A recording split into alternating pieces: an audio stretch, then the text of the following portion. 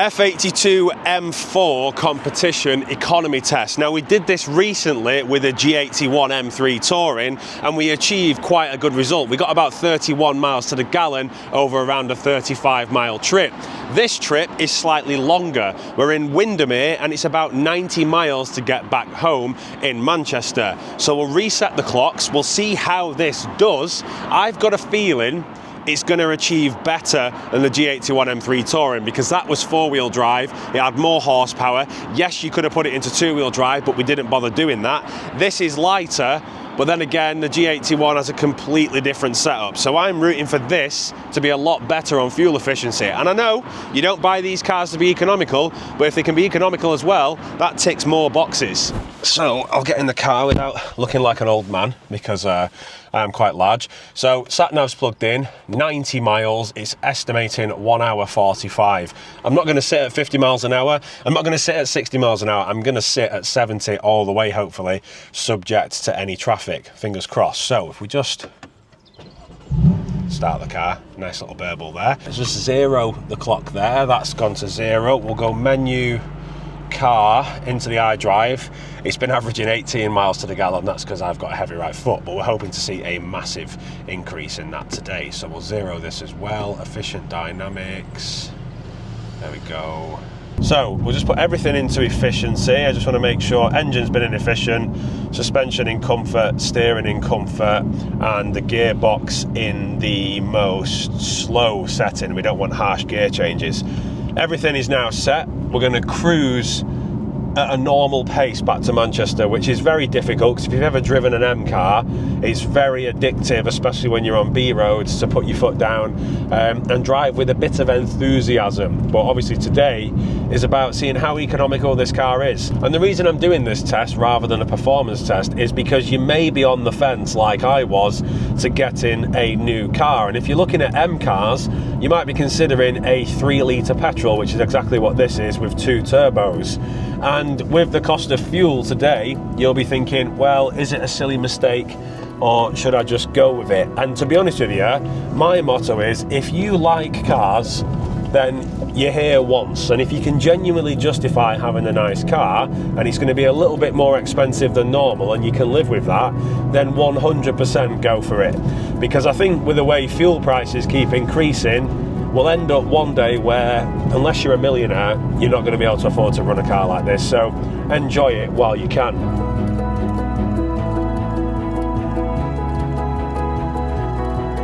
What is interesting though is I wonder how much miles per gallon we'll end up wasting dodging all the potholes in the UK. Because let's face it, the roads are terrible at the moment. Now, at the start of this video, you'll notice I said something about saving money on fuel, and this is a totally free way to do it, and I urge you to check it out. If you download the Mivia app, you can go on there and there is a feature called Fuel Finder. It's free to download, there's no paywall in front of it to open the app. You just make an account, go into it, select Fuel Finder, and it will then find you the cheapest fuel prices around you, wherever you are. And I know people will probably think, well, I don't want to drive 6 miles to get some fuel. That's not the case. The other day, I managed to save 10 pence a litre just by driving 1 mile down the road. And whilst fuel is going up day by day and averaging about a 15 pence per litre jump per week, I recommend you download it. Right, so we've just left the B roads, we've done exactly 7 miles. I'm going to press this little button on the stalk and we are averaging 25.6 miles to the gallon, 25.7. So I'm hoping now we're on some straighter surfaces. This will obviously allow us to get better MPG and we will hopefully increase to my desired guess number of 34 miles to the gallon.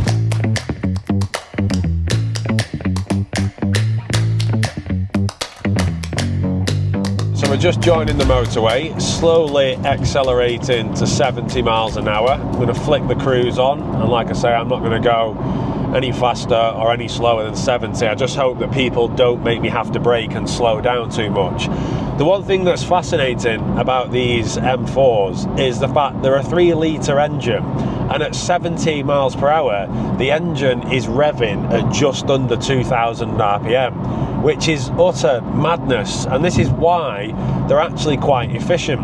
outside temperature is 16 degrees. If I flick over to the MPG, we're now at 29.9 miles to the gallon. So I'm hoping this will increase to probably about 37, 38 at a push. And then by the time we've come off the motorway and got to our destination, we should be sat at a sweet spot of around 34 miles to the gallon. So we'll cruise down the motorway and hopefully this will increase.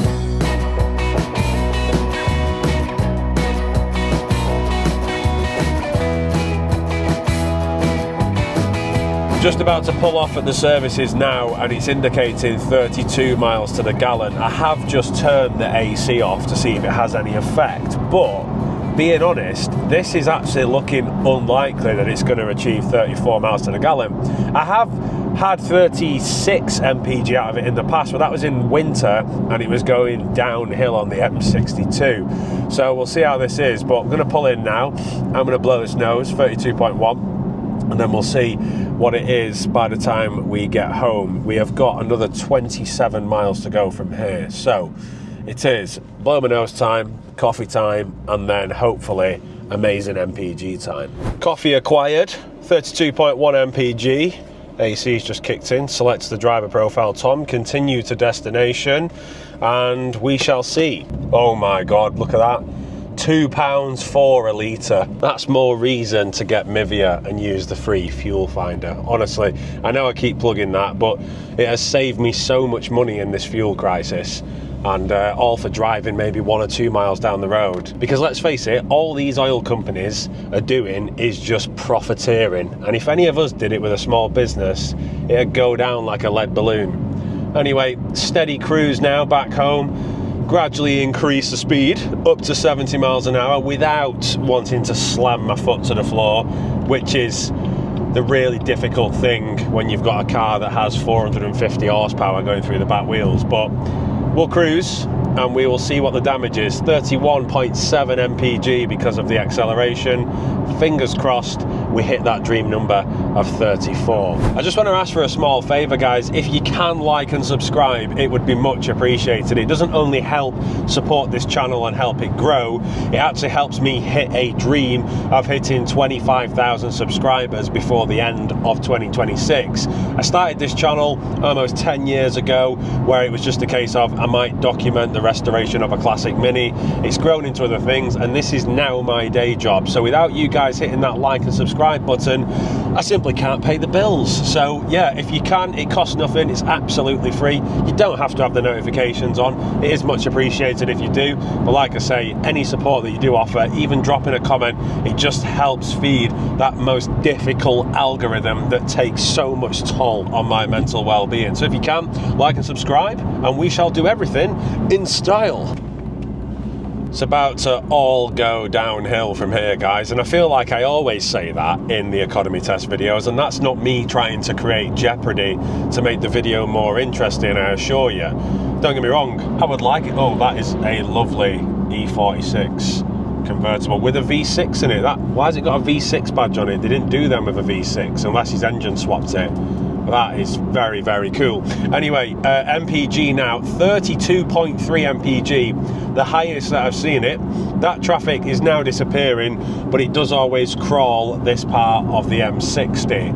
So fingers crossed it works. I'm actually wondering whether to stay on the motorway longer and head up the M62, just so the engine's more of a constant speed rather than crawling through traffic lights to get to our destination. But then the start of this video would end up being a lie. It wouldn't be a 90-mile journey, it'd be more like a 97-mile journey. So I think we're going to go real world, and I will stick with crawling through the traffic. 32.3, if it gets to 34, I'll be happy, but even at that, that is still quite a good MPG for a 3-litre petrol. So there we go, 31.8 miles to the gallon. I am a bit gutted that it wasn't 34 miles to the gallon, but I'll be honest, that's probably because we've had the air conditioning on, because for once, it's 19 degrees outside. So I think that is absolutely exceptional for a 3 litre straight 6. And when we look at the M3 Touring that we did, and we did that in 4-wheel drive, and that achieved 31 mpg, it just shows how economical these cars can be. But what I want to know is, how much does it cost per mile to get home compared to what it cost per mile back in November when fuel prices were a lot lower? Well, we'll work that out right now. So 31.8 miles per gallon divided by 4.5 litres is 7.07 miles per litre. We travelled 91.8 miles, divide 7.07 equals a total fuel used of 12.99 litres. Multiply that by £1.57 per litre means it cost us £20.40 in fuel, and that equates to 22.2 pence per mile, which isn't bad considering the M3 Touring was 19 pence a mile and fuel was 24 pence a litre cheaper at the time. And if you want to watch the M3 Touring economy test, I'll leave a link at the end of this video.